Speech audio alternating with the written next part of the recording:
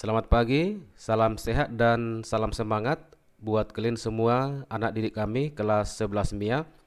Kita bertemu kembali untuk melanjutkan pembelajaran kita, dan materi pembelajaran kita pada kesempatan ini adalah dari gelombang bunyi bagian yang ketiga. Adapun pokok pembelajaran kita dari gelombang bunyi bagian yang ketiga ini adalah kita akan mempelajari mengenai efek Doppler dan pelayangan bunyi. Baik, pembelajaran kita akan kita mulai. Mari kalian perhatikan semua dengan serius. Kita perhatikan judul awal pembelajaran kita adalah mengenai efek Doppler. Kenapa disebut dengan efek Doppler? Karena yang menemukannya adalah Doppler sendiri. Nama lengkapnya Christian Johann Doppler, seorang fisikawan berkebangsaan Austria.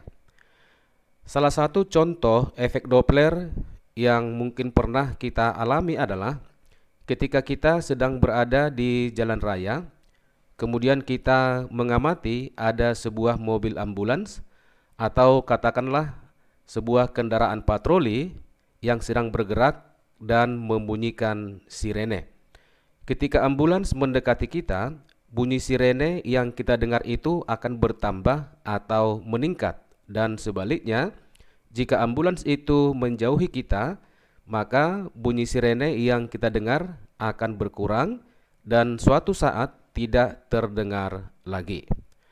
Selanjutnya, kita akan membuat definisi atau pengertian dari efek Doppler. Efek Doppler merupakan suatu kejadian di mana frekuensi gelombang dari sumber yang diterima oleh detektor atau pengamat mengalami perubahan akibat perubahan posisi atau pergerakan relatif pengamat terhadap sumber gelombang atau sebaliknya. Mari kita perhatikan contoh kasus berikut, yaitu contoh kasus yang pertama ketika sumber bunyi bergerak relatif terhadap pengamat yang diam. Kita perhatikan gambar yang berikut ini. Di gambar ini ada sebuah sumber bunyi, misalkanlah ini adalah sebuah ambulans. Kemudian ada dua orang pengamat, pengamat A dan pengamat B yang sama-sama dalam keadaan diam. Untuk kasus sumber bunyi yang bergerak, maka panjang gelombang yang diamati oleh pengamat A dan pengamat B itu akan berbeda. Dalam contoh ini, sumber bunyi ini sedang bergerak mendekati pengamat B, sehingga pengamat B akan mengamati panjang gelombang bunyi itu akan berkurang. Sebaliknya, oleh pengamat A, panjang gelombang yang diamati itu akan bertambah. Kita perhatikan di sini, lambda A itu lebih panjang atau lebih besar dibandingkan dengan lambda yang diamati oleh pengamat B. Ketika sumber bunyi mendekati pengamat B, panjang gelombang yang diamati akan berkurang sehingga frekuensi yang diamati bertambah, dan untuk pengamat A berlaku sebaliknya. Kita perhatikan hubungan frekuensi dengan cepat rambat dan panjang gelombang. Persamaan frekuensi adalah V cepat rambat bunyi dibagikan dengan panjang gelombang. Dari persamaan ini, kita akan membuat persamaan frekuensi yang diamati oleh pengamat B akan sama dengan V dibagi dengan panjang gelombang yang diamati oleh pengamat B. Dalam hal ini berkurang. Kemudian frekuensi yang diamati oleh pengamat A akan sama dengan V dibagi dengan panjang gelombang yang diamati oleh pengamat A. Dalam kasus ini panjang gelombangnya adalah bertambah. Sehingga kesimpulannya adalah frekuensi yang diamati oleh pengamat B itu akan lebih besar dibandingkan dengan frekuensi yang diamati oleh pengamat A. Selanjutnya kita perhatikan contoh kasus yang kedua, yaitu pengamat bergerak relatif terhadap sumber bunyi yang diam. Kita perhatikan gambar yang berikut ini. Di sini ada sebuah sumber bunyi dalam keadaan diam, Kemudian ada dua orang pengamat, pengamat A dan pengamat B yang sama-sama bergerak relatif terhadap sumber bunyi. Untuk kasus pengamat yang bergerak terhadap sumber bunyi yang diam, maka panjang gelombang bunyi itu tidak akan berubah atau lambda itu akan sama dengan konstan. Ketika pengamat A yang ini mendekati, kita perhatikan tanda panah ya, mendekati sumber bunyi, maka kecepatan bunyi relatif terhadap pengamat, maksudnya pengamat A, menjadi V aksen akan sama dengan V ini adalah cepat rambat bunyi ditambah dengan kecepatan pengamat A menuju sumber bunyi. Sehingga frekuensi yang diamati oleh pengamat A akan bertambah, dan untuk pengamat B yang bergerak menjauhi sumber bunyi itu berlaku sebaliknya.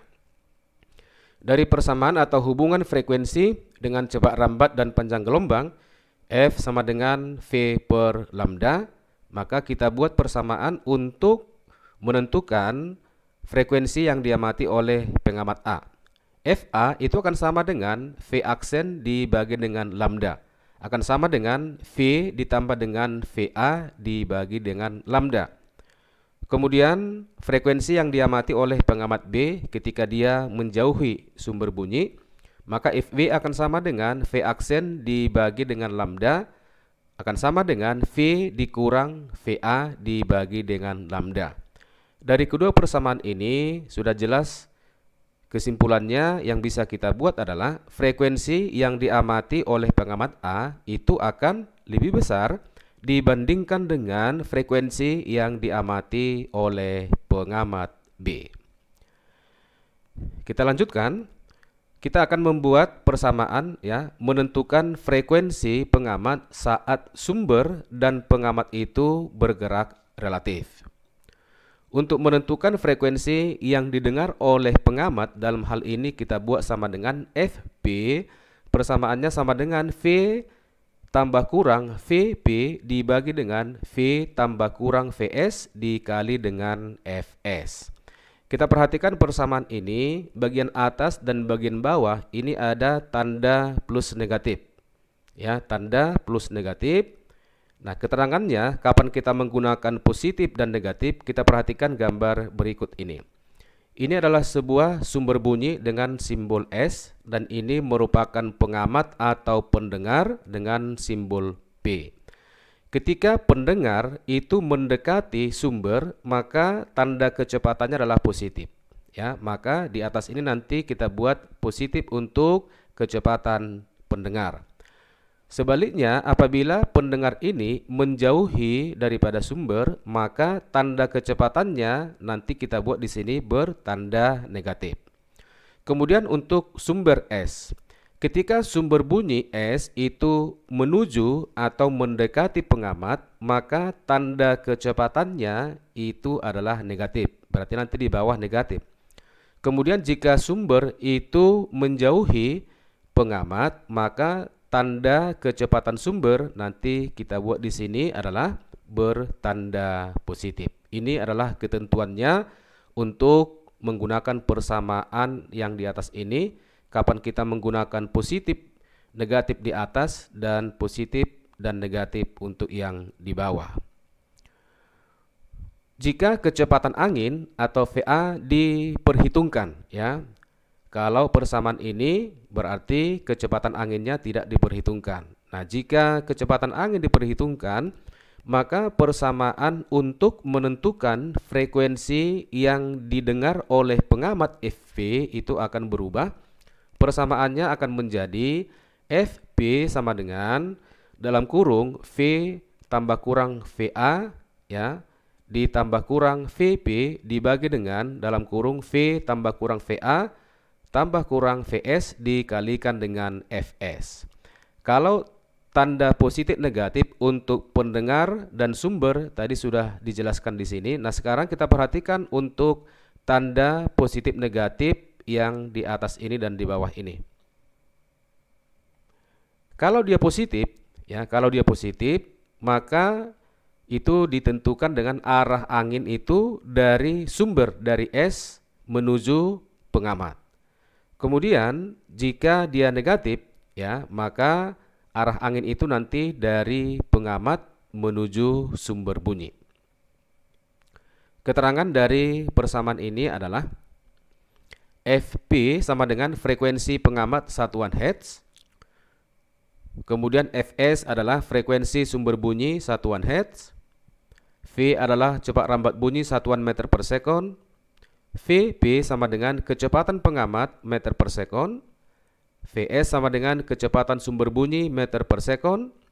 Dan Va menyatakan kecepatan angin satuan meter per sekon.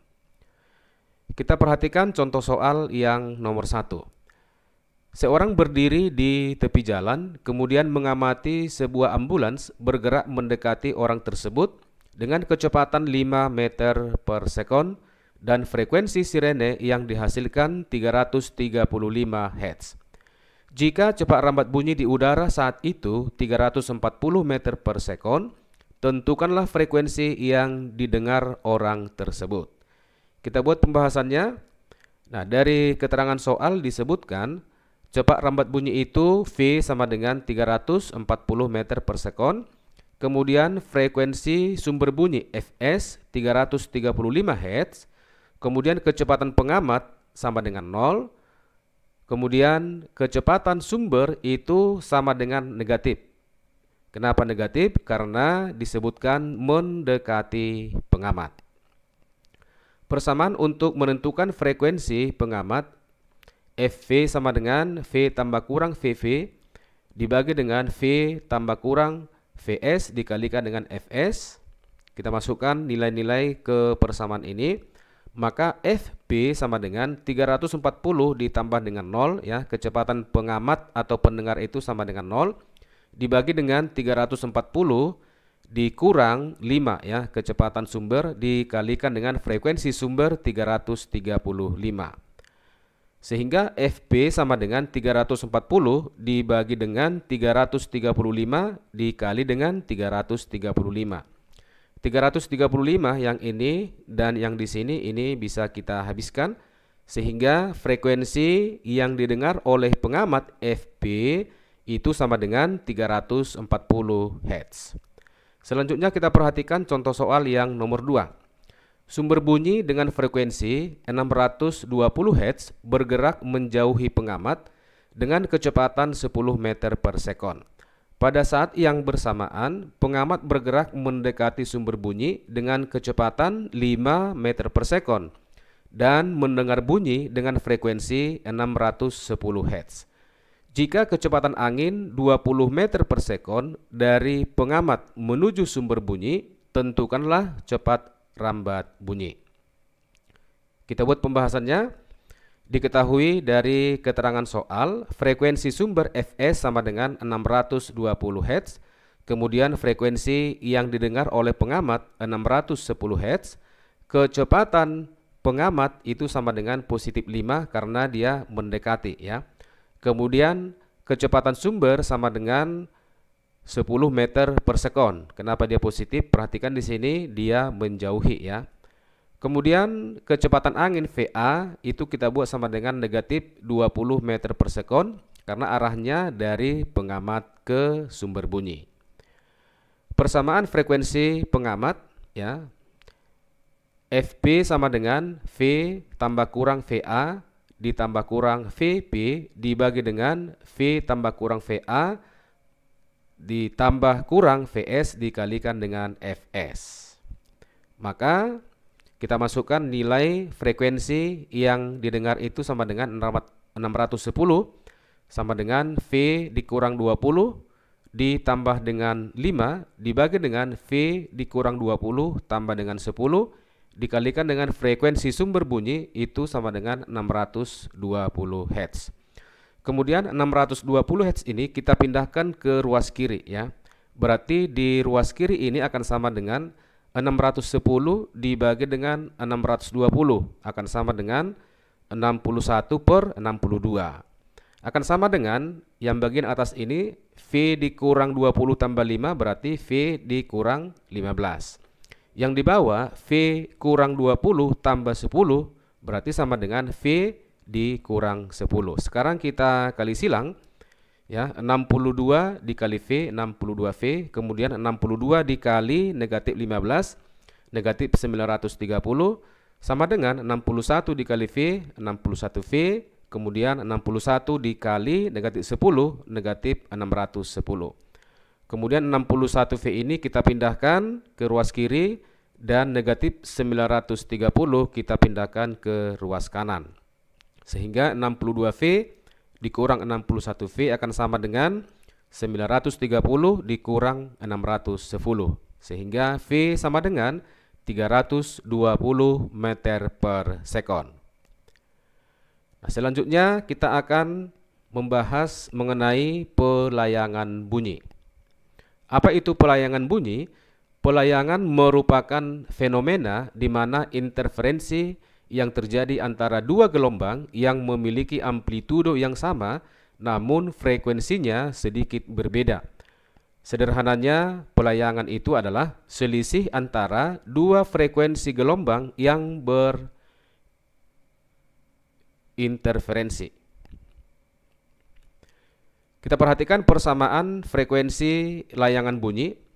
Frekuensi layangan bunyi itu disimbolkan dengan FL, sama dengan F1 dikurang dengan F2. Dalam hal ini frekuensi 1 lebih besar daripada frekuensi yang kedua.